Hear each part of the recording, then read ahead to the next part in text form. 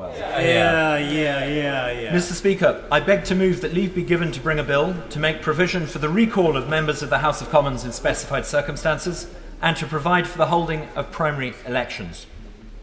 It's not easy in the current climate, Mr. Speaker, to recall the emotions we felt as new MPs. That mingled sense of pride and awesome responsibility when we heard the returning officer read out our names. Most honourable members felt in their bones that entering the House was one of the greatest and most exalted moments in their lives. Yet today we find ourselves scorned. The standing of this House has never been lower. In a reversal of 300 years of democratic development, the very fact of being elected to public office, it seems, is sometimes regarded as a disqualification. We know, all of us, that this issue is not just about allowances. Yes, a thorough overhaul of the system is essential. I think everyone accepts that now. But what we came across in our constituencies was more than a sense of anger about specific and identified expense claims. It was a more generalised rage against politicians as a class, a sense that MPs had become remote and self-serving, that we have become spokesmen for our parties and our constituencies instead of the other way round. We've all heard it on the doorstep after doorstep. You're all the same, they say. It doesn't make any difference how I vote. Nothing ever changes. My bill, Mr. Speaker, aims to address these concerns. I want to restore dignity to this House and independence to its members. I want to shift power from the executive to the legislature, from parties to backbenchers, from government to people. When our constituents complain that it doesn't matter how they vote, they have a point. At 4 of the last 5 general elections, less than 1 in 10 parliamentary constituencies changed hands. The 5th was, of course, the Labour landslide of 1997. But even there, more than 70% of seats were held by the parties that already controlled them. In other words, most of us represent pocket boroughs. As long as we retain the right to stand under the colours of our party, we have tenure. Our incentives are thus twisted. Instead of answering outwards to the voters, MPs in safe seats are encouraged by the system to answer upwards to their whips.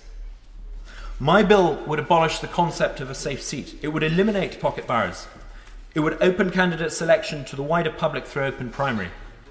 It would allow local people to have a direct say over who gets to be their MP in the first place. It would give local people and local parties that choose to the right to petition their returning officer to organise open primary ballots. And it is right that it should remain a matter of choice. This is not about legislating for political parties in a free society. In Totnes, 2 months ago, we saw how enthusiastic voters are about having a say in party nominations. More than 26% of registered voters, that's over 16,000 people, took part. It gives the winner of that primary, I believe, a head start towards the general election, and for that reason I hope it will be adopted by other parties. Indeed, members on all sides of this House have since indicated that they too favour the democratisation of the selection process. A serious objection levelled against open primaries since then is that of the cost. The Totnes primary cost the Conservative Party somewhere in the region of £40,000, mainly in postage. Yet my bill is specifically designed to deal with this problem and at zero additional cost to the taxpayer. Under my bill, local people, supported by one or more parties, could petition their returning officer to organise a primary contest at the same time as a pre-existing local or European ballot. The primary election would, if you like, be piggybacked onto an election already due to take place. The returning officer would have to include an extra ballot paper with the names on the shortlist. Each party that chose to take part would have to pay the marginal cost for having their ballot included, but it would be a cost of hundreds rather than thousands of pounds. At the same time, my bill would provide a recall mechanism. That is a way to trigger a by-election where a member of this House is guilty of serious wrongdoing. Now, plainly, such a measure would need safeguards. We need to make sure that it can't be triggered frivolously or on partisan grounds. We need to guarantee that charges cannot be levelled against an MP simply because he or she is voting with their conscience. A recall mechanism should be entered into, as the Book of Common Prayer says about matrimony, reverently, discreetly, advisedly, soberly.